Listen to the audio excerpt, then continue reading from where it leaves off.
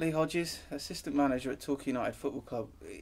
Unbelievably, you've actually been doing it for a week, and this must have been one of the busiest, most whirlwind weeks of your entire life, I'd imagine. Yeah, most definitely. You know, it was great to be given the opportunity to come in and work with Chrissy and to be back at Torquay.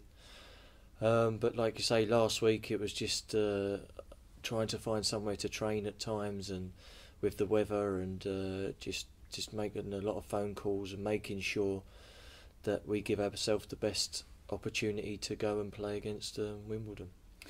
Obviously, you've got 20 odd players here at the club. There's also, I imagine, a long list of players that are available at this time of year, January transfer window. So it's balancing what you've got and what's out there as well. Yeah, definitely. First of all, we got to assess what we have here, and while we're doing that, we're still looking around to see if there's anything that we feel that can come in and better than what we've got at the moment. And like you say, there's many hours being on the phone, making phone calls and watching videos and stuff like that.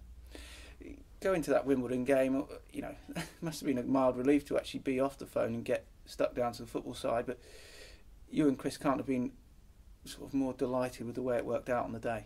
I think the effort that Chrissy put in, you know, towards of how we was going to play against them, the game plan worked. It was simple as that. We decided what we was going to do, and we put it into practice, and the boys went out and done it perfectly. You know, we tired a little bit towards the end, but that was expected. But everybody come off.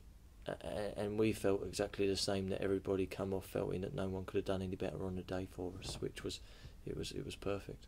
And as a management team, you probably know a hell of a lot more about certainly the 11 that started, but perhaps even the whole squad from that experience in the weekend. Yeah, definitely. It's not just 11 boys going out there to do the business. It's a part of a squad, and like you say, all the bench were helping as much as possible, and there was 2 or 3 who didn't even get stripped, which is disappointing for them, but they know their time will come and they'll get opportunities to go and do it, and they've got to be ready though for that when it comes. But as a squad, it worked out perfectly, and you know, I think we deserved it on the day as well.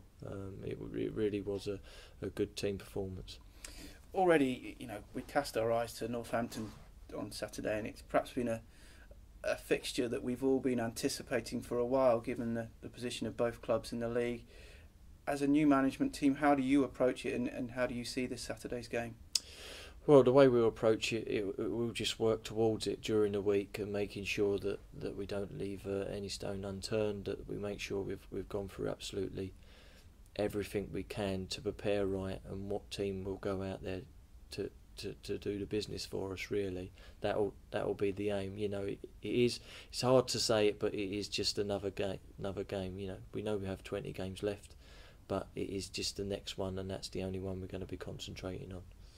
I know you were a spectator for the Morecambe game just before you and Chris took over, which was a bit of a mud fest, but still a decent game of football. The forecast this week is pretty miserable. It might be a similar affair against Northampton. When you look back on your days as a player, how do you approach those games, knowing it's really going to be a battle? Yeah, you know that you have to get it into the head straight away that they're going to have to roll up their sleeves for this one.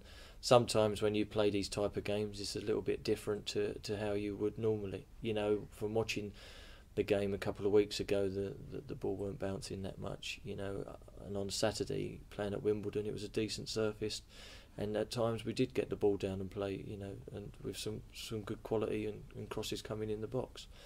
But all we can do is prepare right, make sure that everyone's right and knows their jobs on the day, and then it's down to them once they step out over the white line, as they say. And just a final question. I know you played pretty much every position on the park, including goalie. I saw that game, but in your defender mode, when you were sort of playing left back and the full back, what's it like when it is that muddy and sludgy and difficult, and you're trying to get the ball clear? What's it like as a defender in those conditions? Yeah, no, it is difficult. Yeah, you got to make sure that you're moving your feet quickly and making sure that you're dealing with it could be any scenario. You know, if you've got a tricky winger, you've got to make sure that you're keeping a nice line against him and getting nice and tight to stop him from doing his stuff, but also that you've got to concentrate doubly, even more so if the balls are coming in, because you don't know if it's going to stop, it's going to bounce. So concentration levels is a major factor in that sense. So, but no, I'm sure as the week moves on, the boys will be ready, and I bet they can't wait to get out there. And just a final promise, we will try and dig out some footage of that goalkeeping display. It was Scunthorpe, wasn't it? Scunthorpe away. It was kept a clean sheet for the 20 odd minutes I was in goal, but like I say, that was a once, and never to be happen again, because I have to admit I didn't enjoy it. It was, very nervous times. I think Rice's touched on it a couple of times, that you've played higher than me in goal in the Football League. So it was something that had to be done, and I'm sure if you asked any professional, could you go and goal, I'm sure 99 times out of 100 they'd love to do it, but never again. Never again. Right, thanks, Lee. No, thank you.